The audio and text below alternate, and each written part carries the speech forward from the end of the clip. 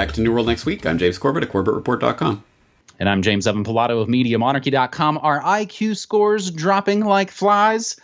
We've got that story, plus scared politicians get strapped. But first, peace is bad for business. War stocks plummet. After Trump-Kim summit, American defense contractors were practically drooling over the prospect of all-out war with North Korea, as Trump was all fire and fury last year. But Tuesday's summit between Trump and North Korean leader Kim Jong-un appears to have dampened war profiteers' dreams of yet another catastrophic U.S.-led military conflict, at least for now, demonstrating that even the slightest whiff of peace is enough to scare investors in America's most profitable military contractors, as Trump and Kim were signing a vague, non-binding agreement that's merely the first step towards a lasting diplomatic solution. Shares of Raytheon fell 2.6%, Lockheed Martin tumbled 1%, Northrop Grumman declined 1.3%, Boeing dipped 0.2%, and General Dynamics fell 1%. Financial analyst Brad McMillan said falling defense stocks represent investors' fear that the chance for a hot war between U.S. and North Korea, which he describes as one of the big potential growth stories recently, could be slipping away. If weapons are used, they need to be replaced. That makes war a growth story for these stocks. What the agreement between Trump and Kim does, at least for a while, is take military conflict off the table. But as Mint Press News notes, before we get all excited, let's remember that both fake sides in the U.S. Congress just passed a $717 billion War Pigs budget, much of which will pretty much go right back into the pockets of the aforementioned companies. James, there's a lot of different angles to discuss on the whole Trump-Kim summit, but I think this is a particularly telling one. It is, but I wouldn't be crying tears in my beers for the military-industrial complex quite yet. And as Mint Press News notes there, yes, a new record-breaking War Pigs budget just being passed by the bipartisan monopoly, really, of power there in the United States. And it is true, it is absolutely true that the North Korea hype of the last several years has contributed greatly to the overall defense budgets here in the Asia-Pacific region. And Asia-Pacific, I think, has been the second highest growth of defense, overall defense spending. Defense, haha. Let's stop using the euphemisms. Offense spending in the entire world over the last several years, specifically, I think, because justified by the hype surrounding North Korea. I don't think it's actually justified, obviously, by North Korea, but they use everything as the carte blanche excuse. That's why South Korea and Japan are getting all dronized and getting all these anti-aircraft missile systems in place that, again, missile defense against North Korea, whereas, obviously, I think we know it's aimed at China and other places as well. So it's been that boogeyman that has been the convenient excuse for spending money like there's no tomorrow. So if you took that boogeyman out of the equation, it would be at least somewhat more difficult to justify some of this quote-unquote defense spending, but it will probably happen anyway. I mean, let's have no delusions about that. Secondly, this whole Trump-Kim deal statement, whatever it is very much in the eyes of the beholder, the perspective of the eyes of the beholder. For example, you might look at Peter Van Buren talking about how this is great, this can be a turning point, this is a new era of relations, blah, blah, blah. And contrast that with Daniel Larison, writing in the American Conservative. Read the Trump-Kim memorandum, The Devil is in the Details, where he says you should actually read the statement itself that they signed and note that it has even less substance than was being expected in terms of any concrete details of anything, which is to be expected on one level. This is a leaders' summit that's happening before any concrete negotiations have happened. Of course, what are they going to come out with? No, clearly, they're just going to come out with some mealy-mouthed political, let's work together statement that means absolutely nothing. So that's what it accomplished. It has, at any rate, it isn't fire and brimstone and we're going to nuke you to death kind of rhetoric, so yay. But, as Daniel Larison points out, this leaves a gigantic door open for the warmongers, the Boltons, and the other people we know already have and will continue to try to undermine any talk of peace on the Korean Peninsula. It leaves a gigantic barn door open for them to sabotage this non-deal, this whatever it is, this statement in so many different ways. So in the coming months, I mean, as if the neocons are just going to go, okay, oh well. I mean, obviously, this is just a big open door for them to start driving things through and, oh, look, they didn't agree to this and this and this, therefore the deal's off, we got to nuke them to death. So I don't think this is the end of the story by any means. It is the beginning. It's just a question of what kind of story will this become. And I'm not holding my breath that the military-industrial complex is just going to shrivel up and go away because of this. I was talking a couple mornings ago on my morning show that the Council on Foreign Relations have pretty much also been pushing the idea that it doesn't really matter what comes out of this. The cyber attacks from North Korea are still going to continue. And interestingly enough, in my chat, I had more than a couple of folks saying they expect Kim Jong-un to basically get the Gaddafi treatment, as maybe they'll get the Libya treatment as well. So all of that remains to be seen. As we move to our second story this week on New World Next Week, episode 343 for June 14th, 2018. Politicians fear for safety as threats against Congress skyrocket. This via actually an original piece from the New York Post. Representative Barry Loudermilk of Georgia bought body armor. Representative Greg Harper hired armed security guards for events back home in Mississippi. And Representative Dan Donovan fortified his Brooklyn and Staten Island offices with security cameras and buzzer systems. This is the new normal for members of Congress. 1 year after the horrific congressional baseball shooting that almost took the life of Representative Steve Scalise, members are keenly aware that serving in public office has put a target on their backs. Interestingly enough, James, 1 year later, the GOP team will make a triumphant return to the Charity baseball game on June 14th, pretty much as this goes to press at Nationals Park in the District of Criminals.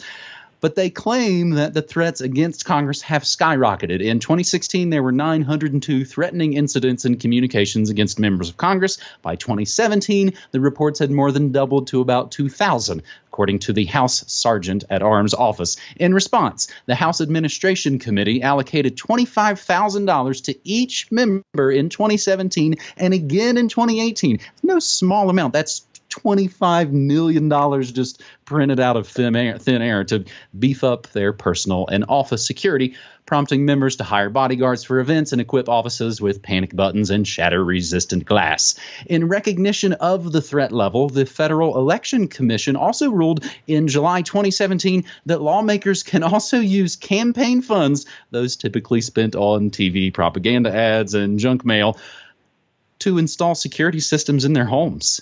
And members of Congress aren't actually allowed to carry around their licensed concealed guns while in Washington, taking away one option to defend themselves. So, James, again, interestingly, this article, and it goes on and on and on. And again, everything that we say and play will always be included in the show notes, so you can continue the research and, again, read the documents for yourself. It comes originally from the New York Post, and I was pretty sure off the top of my head, I was like, oh, that's a Murdoch joint, right? I wanted to double check, and I hopped over to the Wikipedia page, and their Wikipedia page for the New York Post uses the front page of the New York Post from August, 2017? The live televised murders of TV journalists Allison Parker and Adam Ward. I found it just an extra bit of kind of synchromystic threadaganda, if you will, on top of course, the constant hype of murder and mayhem. James, Congress getting strapped. Yeah, well, if you are angry at the politicians and the things that they are affecting, yeah, I understand that on one level. But if you think violence against the Congress critters is the solution to anything, then you are playing this game all wrong. You don't understand what is happening. We've talked about it before. Politics is the Plato Cave allegory. You are watching the shadows on the wall, and that is the show that they want you to fixate on. Do not look behind you. Do not look at the people who are standing in front of the fire, moving the puppets around so that you can see this shadow play on the wall. This idea of getting angry at Congress or hurting Congress people is like literally like punching the cave wall. It's not going to do anything except batter your own hand when, of course, they go, look at these violent protesters, these violent terrorists. We got to deal with them. Now we need more clampdown. That's all that would ever effectuate, and you will do nothing to the actual string pullers who are pulling these political puppet strings. That's the point of this. So, in fact, this actually works on a double level. Of course, if people do go crazy and start shooting up congressmen or whatever it is, then again, they can clamp down and say, look, it's the terrorists, and we need a full-on 3,000% security state to protect us. Also, part of this is intimidation of Congress itself. Look at all these threats. Look at all these things that are happening. It's you versus them. It's creating this gulf, and that's an important psychological factor in all of this. Remember what Cynthia McKinney said about the environment on Capitol Hill in the weeks and months following the anthrax attacks back in 2001, 9/11, and the anthrax attacks. It was against Congress people themselves. You're the target. This is all happening to you, so you better start passing, the authorization for use of military force and other things so we can get these terrorists. Because again, these are real human beings who themselves are going through this intimidation process, which, if you go back in my archives and listen to my interview with Graham McQueen about the anthrax deception, I can't remember which interview it was, probably interview 944, but anyway, he specifically points out that part of the anthrax deception was about intimidating Congress so that they would go along with the Patriot Act and authorization for use of military force and all of these things that passed in the wake of that terror attack. So this is what this is about. It's as if, violence against Congress critters is going to solve anything. That's looking at this in precisely the wrong way and having no understanding about what's really happening.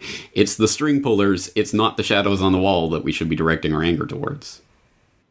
You're exactly right. Or as maybe James, as the kids would say, you're doing it wrong. Our third and final story is a really interesting one, James. It takes us to an interesting site we probably never cited before, medicalexpress.com, and that's because the original source from the Times Online is, of course, behind the paywall. But interestingly enough, James, I actually kind of find this to be a more succinct version without a lot of the extra sort of social and politicization of it all. Researchers find IQ scores dropping since the 1970s. A pair of researchers in Norway have found that IQ test scores have been slowly dropping over the past several decades. Prior studies have shown that people grew smarter over the first part of the last century as measured by the intelligence quotient, IQ, a trend that was dubbed the Flynn effect. Various theories have been proposed to explain this apparent brightening of the human mind, such as better nutrition, better healthcare, better education, etc., all factors that might help people grow into smarter adults than they would have otherwise. But now, according to researchers in Norway, that trend has ended. Instead of getting smarter, humans have started getting dumber. The study by the team consisted of analyzing IQ test results from young men entering Norway's national service. That's compulsory military duty. Remember that when people are sort of praising Norway and they've got universal health care and universal basic income. It's like, yeah, they also have military conscription as well. Sidebar. Young men entering Norway's national service during the years 1970 to 2009. In all, 730,000 test results were accounted for. In studying the data, the researchers found that scores declined by an average of 7 points per generation, a clear reversal of tests going back approximately 70 years ago. But it was not all bad news. The researchers also found some differences between family groups, suggesting that some of the decline might be due to environmental factors. But they also suggest that lifestyle changes could account for some of the decline as well, such as changes in the education system and children reading less and playing video games more.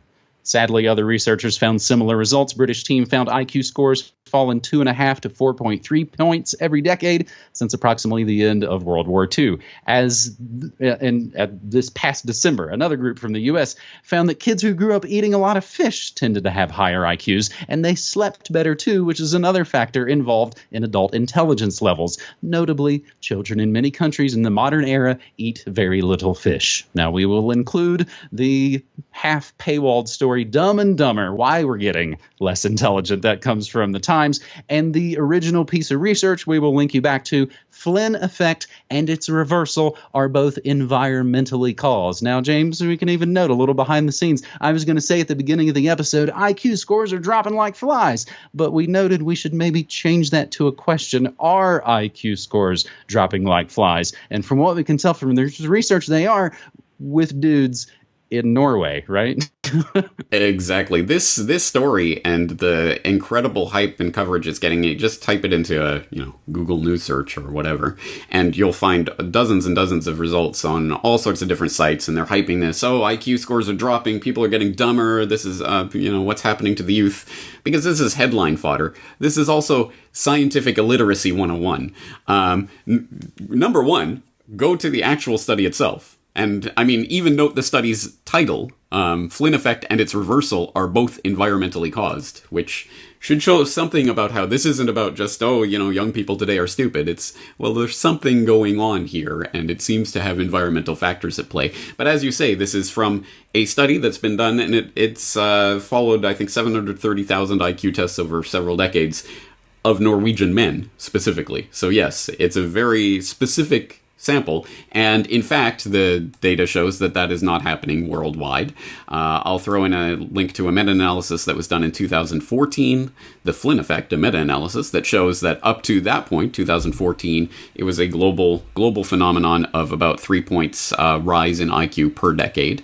And there was another meta-analysis in 2015, 1 century of global IQ gains, a formal meta-analysis of the Flynn effect. So again, these are global phenomena that are happening in Norway specifically, as well as in, I believe, Britain and a couple of other places. It's been documented there has been an IQ decline in a couple of studies. Now, again, what does this actually mean, and what does this suggest? I find it interesting that article you're quoting from says, it's not all bad news. Guess what, guys? Good news. It's environmental. Well, I'm not sure that is good news, really, because that means we are engineering an environment where people are actually losing IQ because whatever it is, the children are being on their screens all day or whatever it is. So that's not necessarily a good thing. And in fact, it can be an extremely dark thing. For anyone who doesn't know about Rick Nevin or his work on Lucifer curves, the legacy of lead poisoning, showing the incredible correlation between all of these things, delinquency and high crime and everything, and lead. And the lead poisoning that was prevalent because of the high abundance of lead in the environment 50, 60 years ago, that is an incredible instance of this type of thing, where clearly there can be an environmental factor that's very specific and can have a very simple solution that can truly take care of a lot of problems. And if we don't see that, then that is a huge problem. So the question is, well, what environmental factors are playing into this IQ decline in certain parts of certain countries among certain age groups? And there are, 50,000 candidates, I'm sure, that we could come up with off the top of our head for those environmental factors, and probably all of them play some part in this, right? The other thing to think about here is, again, what is the IQ test testing? And is it accurately capturing what it is that it was capturing about the population a century ago? I mean, the way that these tests are structured and delivered and what they actually measure may be less of a tool for understanding how it is we relate to the world in the current day and age. I mean, there are 1,000 factors that go into that alone, which, to be fair, if you actually read the Times piece, or if you read some of these lengthier pieces about this study, they get into some of that detail and quote psychologists and others talking about, well, this doesn't necessarily mean that. It could just mean that we need to restructure this and blah, blah, blah. But all of that nuance is lost in the headlines. Dumb and Dumber, they're all getting stupid. Why are children so stupid these days? Which, of course, just drives a further wedge through the population. We're divided along race, we're divided along sex, gender, orientation, all of this, and we're divided along generational lines. So now it's fun for the older people to hate on the millennials and the millennials to hate on the boomers that caused all the problems, and it's just another rift amongst the population. Whereas, the fundamental underlying environmental factors that may be playing a part in this are much more important and deserve much more study. I think it's interesting, we spoke about this just briefly before we started to roll on this, that I find it relates in some ways to most of our causes of death anymore are completely avoidable, and that it could be, again, a sort of environmental factor that, again, maybe there are some changes that perhaps might need to be made. I think, James, we were talking about mentioning ones off the top of our head. One of my favorites in studies to point out for one of my least favorite forms of kind of social and environmental pollution, dryer sheets lower IQ. There's research showing that those stinky, horrible dryer sheets lower IQ in children in which they are used around. So I'll include that in the show notes, and all the other bits that we mention here, James, I like to mention at the end of the shows that I broadcast my own stream Monday through Friday, 9 to 5, MediaMonarchy.com/listen, news, music, memes, and more. James, you've just shown why East Asians have the highest IQ in the world. We don't have dryers in Japan, so there you go. No IQ loss from those dryer sheets. All right, interesting stuff. James, thanks for 3 great stories. Talk to you again next week. All right, buddy. Take care.